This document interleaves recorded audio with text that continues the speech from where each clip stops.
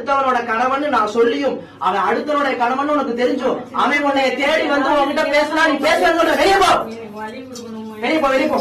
உனக்கு இந்த இடத்துல இடமே வெளியே போ.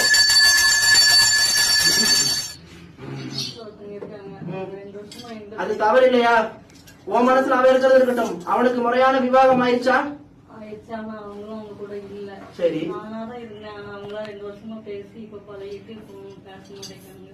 நீ அவன்கிட்ட பழகும் போது அவனுக்கு பெஞ்சாதி இருந்ததா இல்லையா? பெஞ்சாதி எல்லாம் இருந்துச்சு. கூட இல்லைங்கிறது உனக்கு தெரியுமா? எப்படி தெரியும்? யார் சொன்னா? கண்ணால நீ பாத்தியா? அடுத்தவன் பெஞ்சாதியோட கணவனை நீ எப்படி பங்கு போடலாம்? நான் கேட்கறது அதுதான். எழுந்துரு முதல்ல. என்னைக்கு நீ அடுத்தவன் பெஞ்சாதியோட கணவனை பங்கு போடணும்னு நினைச்சு வாழ்ந்ததும் தப்பு. சரி, நான் கேட்கறது உனக்கு புரியுதா? நீ உனக்கு முறைப்படி இப்ப மன்னவன் கிடையாது. உன் மன்னவன் உன்னை கை கழுவி விட்டுட்டு போயிட்டான். புரிஞ்சுதா? நீ இப்ப மனசுல நினைச்சிருக்கிறவனுக்கு வேற ஒரு வாழ்க்கை இதுக்கு முன்னாடியே இருக்கு. அவனுக்கு பெஞ்சாதி இருக்கு, குடும்பம் குட்டின்னு இருக்கு, புள்ள குட்டின்னு இருக்குது. அது இருக்கும்போது நீ எப்படி உள்ள போன? உனக்கு ஒரு வாழ்க்கை சரியில்லை. நீ தேர்ந்தெடுக்கக்கூடிய வாழ்க்கையும் உன்ன மாதிரியே ஒரு பழுதுபட்ட வாழ்க்கையா இருந்தா தாய் நான் ஏத்துக்கிட்டு 2 பேரும் நல்லபடியா வாழ வைப்பேன். அவன் சொன்ன கதையை விடு.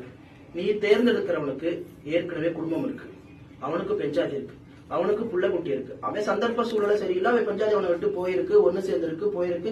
நானே ஒரு பொழுது அவன் பஞ்சாதி வந்து என்கிட்ட வர கேட்டா அவன் குடும்பத்தை ஒண்ணு சேர்த்து வைக்க போறேன். நீ எப்படி கூடால போன? அவர் எந்திரி. கனிமாக்கு கூடா எந்திரி. நீ அடுத்தவன் பெஞ்சாதியோட மன்னவனை பங்கு போட்டு இந்த வாசலுக்கு கேட்க வந்ததே முதல்ல தப்பு.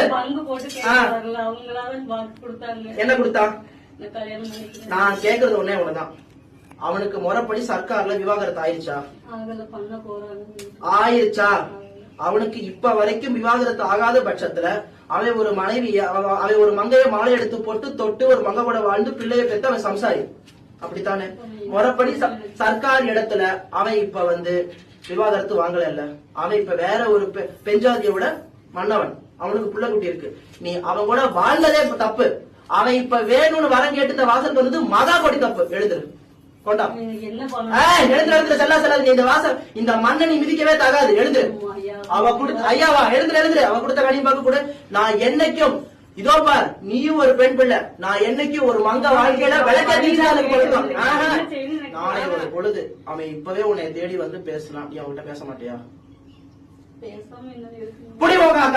நீ நல்லவனா இருந்திருந்தால் என்னைய திருத்தி கூட நான் நல்லபடியா வாழ்றேன் அப்படின்னு நீ சொல்லியிருந்தா நான் வாழ வச்சிருப்பேன். அவன் அடுத்தவனுடைய கணவன் உனக்கு தெரிஞ்சும் அவன் உன்னை தேடி வந்து உன்கிட்ட பேசலாம். நீ பேச வெளியே போ, வெளியே போ, வெளியே போ.